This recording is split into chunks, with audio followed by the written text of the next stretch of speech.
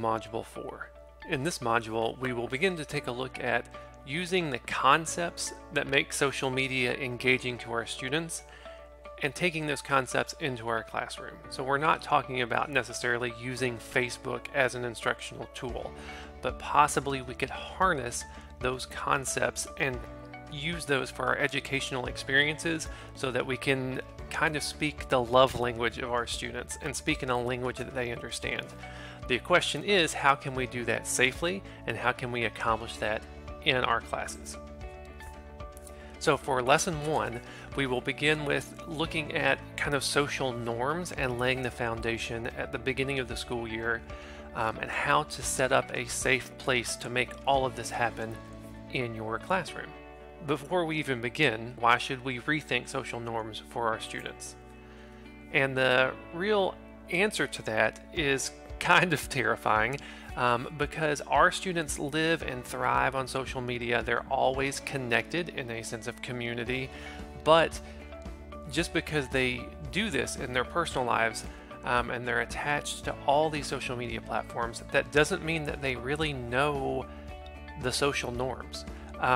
Basically, our students really are set out there without any kind of roadmap, because Facebook did not teach them how to interact. Twitter did not. Just trust me, look at my Facebook newsfeed.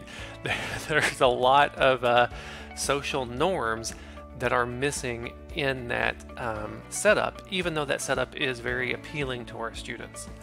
So as we begin to think about laying that groundwork so we can bring these concepts into our classroom, what does it mean for these students to be a digital learner? So if we look at the International Society of Technology and Education, their standards provide kind of the cornerstones for what it means to be a digital learner. Really, 3 of these stand out to me as we're looking at this work we're doing. First of all, if we are bringing those concepts of social media into our experiences in the classroom, we are definitely asking our students to be creative communicators. They are creating digital products to show us what they know and to demonstrate their content knowledge. Also, as they're being creative communicators and experiencing that type of social media, they're also collaborating. So those concepts, that's where we are harnessing that social aspect, but no one taught them to be digital citizens. So that's where we really need to lay that groundwork now. How are they going to do all of these things that we're asking them to do in a positive, safe, legal manner? So we really need to set down some expectations and norms, be sure that our students understand what all of this should look like in a safe and respectful setting. How do we go about that? I think that is the more difficult piece, but I think really what we should do is ask our students. So we will begin the process by already kind of harnessing those social media concepts with some crowdsourcing. Crowdsourcing is beautiful because it will give everyone kind of a platform to voice their own experience, and this will also give you a chance to guide your students from kind of a concrete to an abstract idea. So I would say, as you begin to do this process with your students, ask them very specific questions. So you want to say, like, almost a problem solving approach, but we have to find the problems so that we can solve them. Instead of saying, what does it mean to be respectful in a digital environment?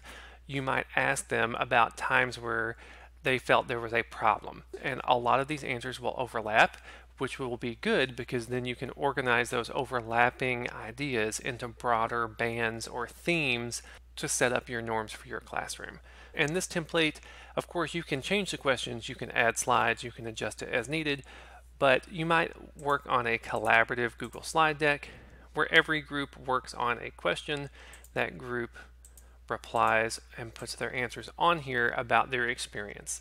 Then you'll have them start to work on the answers. And so you might have them talk about rules or guidelines that could prevent this problem or address this problem. And so they put their problems in the gray boxes, they put solutions in their yellow boxes. That's kind of a 2-step process as they work in their group. Then you want to get them together as a whole group to share those ideas.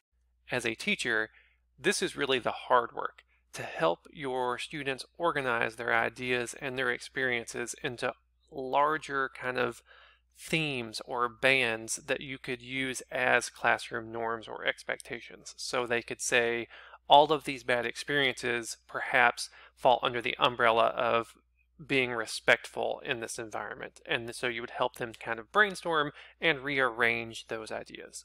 So one way to do that digitally is here in this slide deck. After they've all done their individual group work, you can help them kind of think about a broader theme. So perhaps they were saying, someone made fun of me on Flipgrid, and someone deleted my post on Padlet, and somebody argued with me when I posted my idea in the Google Slides. All of those things can come together and, perhaps just be respectful. Then I might have those students come and grab the work they've done here, copy their rule, and come paste it onto this slide so that you'll have examples of what being respectful online would mean. So that's just one idea that you could use to brainstorm and help your students set their own norms in class.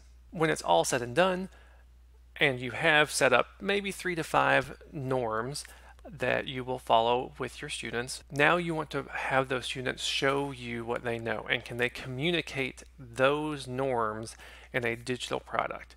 My absolute favorite way to accomplish this would be to allow your students to create infographics, which would serve as almost a digital poster to describe these classroom norms that you have set.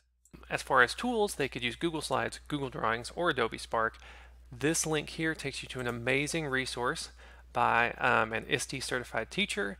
He has put together a lot of work on infographics, and he also has tons of templates for you in Google Slides and Google Drawings that your students could borrow and use. So now, if one of your classroom norms was be respectful, a group could take all of their ideas and combine that into an infographic on what being respectful will look like in your classroom. You're ready to do some great things in your classroom, to provide your students with the opportunity to interact with your content in a way that mimics what they love about social media, to allow them to demonstrate their knowledge in a social format that allows them to communicate what they know digitally. Hopefully, these templates will allow you to lay the groundwork to be successful in those endeavors with your students.